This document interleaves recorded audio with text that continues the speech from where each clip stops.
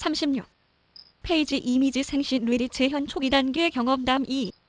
포커스 연구의 궁극적인 목표 중 하나는 생시 뇌리 재현 기억술입니다.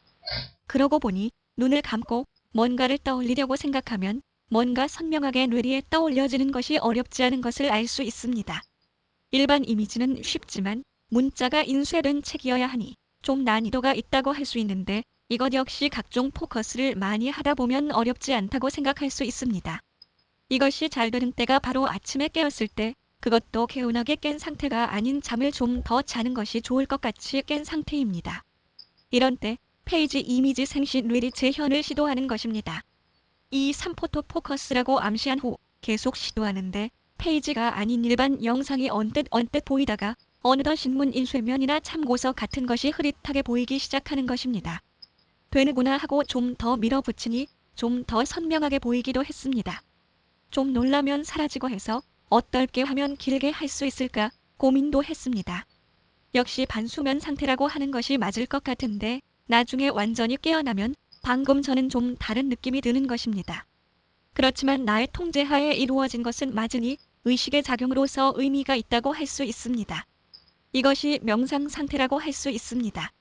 아침에 깰 때가 명상 상태와 유사한 것은 당연합니다. 무의식의 잔영이 남아있는 이때가 중요하다고 이미 말씀드렸습니다. 그리고 이때는 태양이 떠오르는 때로서 뭔가 에너지가 넘치는 때이기도 합니다. 명상법들이 많이 있는 것 같은데 저는 이런 것을 특별히 익히고 싶은 마음이 없습니다. 고교 시절 이때도 새벽이었는데 벽면에 TV 화면 같은 것이 펼쳐지는 체험도 하고 그래서 항상 나는 이미지에 강하다는 생각을 해온 것도 사실입니다. 그리고 몇 달에 한 번씩 삼매경이라고도 하는 몰입 단계에 자동적으로 빠질 때가 있는데 항상 새벽 때였습니다. 이는 마음에 깨끗한 자들에게 특별히 신이 임하는 것일 수 있습니다. 스스로 마음이 깨끗하다고 하니 민망하지만 살다 보면 이런 때가 있는 것도 사실입니다. 27살경 2개월 정도 마음이 정말 편안한 때가 있었습니다. 천국에 거할 때 마음이 바로 이럴 것이라고 생각할 정도인데 마음이 사정없이 흩어질 때마다 그렇게 편했던 때를 생각하곤 했습니다. 또한 기도를 할 수 있기 때문에 특별히 명상 훈련을 할 생각이 없습니다. 무슨 호흡법이니 하는데 그렇게 유난을 떨고 싶은 마음은 없습니다. 대신 아침에 깨었을 때 침대에 누운 상태에서 이런저런 것을 비동적으로 능동적으로 수행하는 것입니다. 기왕이면 그림이 나오는 페이지였으면 좋겠다고 하니 무슨 기계 부품 카다로그 같은 것이 보였습니다. 예전에 10년 이상 자동화 기계 설계를 했기 때문에 그때 보았던 카다로그가 생각난 것 같습니다. 혹 전에 없는 발명품이라도 보이지 않을까 하는 생각이 들어 열심히 들여다보았지만 뭔 내용인지 파악할 수는 없었습니다. 얼마 전 옆으로 흘러가는 이 3포 포토 포커스도 체험하고 오늘 이것을 제대로 경험하니 기분이 좋습니다. 물론 이것이 무슨 고수의 경지는 아직 아닙니다. 고수라고 하면 원하는 페이지를 펼쳐볼 수 있어야 할 것입니다. 정신 수련을 하는 사람들 이야기는 5분 정도 잔상을 남길 수 있으면 수준급이라고 하는 것 같은데 그렇다면 방금 전에 본 것을 재현하는 것이라고 할 수 있습니다. 산발적으로 어떤 이미지가 떠오를지 모르는 것은 하수라고 할 수 있지만 한편으로는 평생 봐왔던 이미지가 산발적으로 떠오르는 것일 수도 있으니 좀 다른 유형이라고 할 수도 있습니다. 아마도 발명 아이디어도 이런 식으로 떠올라 왔던 것 같습니다. 생각나자마자 메모하기를 30년 이상 반복하고 있는데 이제는 좀 더 선명한 이미지 상태를 확인하고 메모할 수 있지 않을까 기대하됩니다. 아무리 아이디어를 메모한들 어느 한 가지 제대로 현실화하기 쉽지 않은 처지이기 때문에 심드렁한 상태지만 정말 이런 식이라면 한 번 더 힘을 낼 필요도 있겠습니다. 치아 치료를 할 때 보면 잇몸을 사정없이 상처내는 것을 볼 수 있는데 그것이 아무는 과정에서 든든한 잇몸이 형성되기 때문일 것입니다.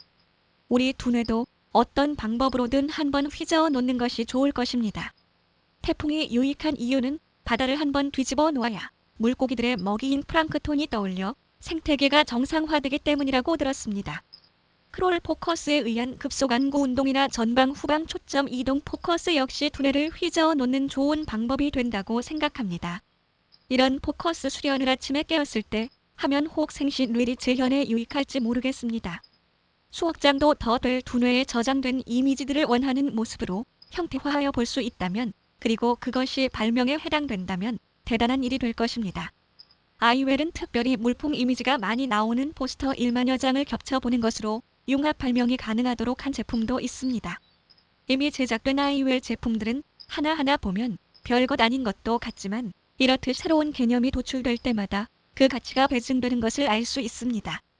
보면 시험을 잘 보아야 하겠다는 일념으로 아이웰이 자신에게 맞기를 바라기 쉽상이지만 도내 개발과 가속 학습 기능을 익히는 것 자체가 간접적인 효과를 극대화하는 길이라고 생각합니다. 10년 걸릴 두뇌 훈련을 3에서 6개월 내에 마칠 수 있다면 얼마나 대단한 것이 되겠습니까? 인류가 난제에 봉착하면 그에 대응하는 방법이 어딘가에서는 생성되는 것이 우주의 법칙일 것입니다. 아이웰은 기본적으로 학습 문제와 사업 아이디어 부문 그리고 신앙 증진 부분에 절대적으로 기여하는 것을 목표로 하고 있습니다. 이제 생각하는 것을 벡터라이징하고 프린팅하는 그런 시대입니다. 프린팅으로 제품을 만들기도 하는 시대입니다. 저는 제품 제조 기계 설계를 15년 가까이 한 적이 있기도 합니다. 인생의 토털 솔루션을 제공하는 가장 강력한 사업 모델을 만들어가고 있습니다. 나이 어린 분들은 이미지 구성력이 저보다 강력할 것이니 특별히 15세 전후 학생에게 강력히 권합니다. 아이웰에는 상대방의 마음조차 스캐닝하는 그런 포커스 방법도 제시할 예정입니다. 이 부분은 인간의 마음에 대한 수백 가지 유형을 각종 책을 읽는 것을 통하여 분류해낼 수 있습니다. 그 다음 그 사람의 표정을 보면서 가장 정확한 유형을 유추해내는 것입니다.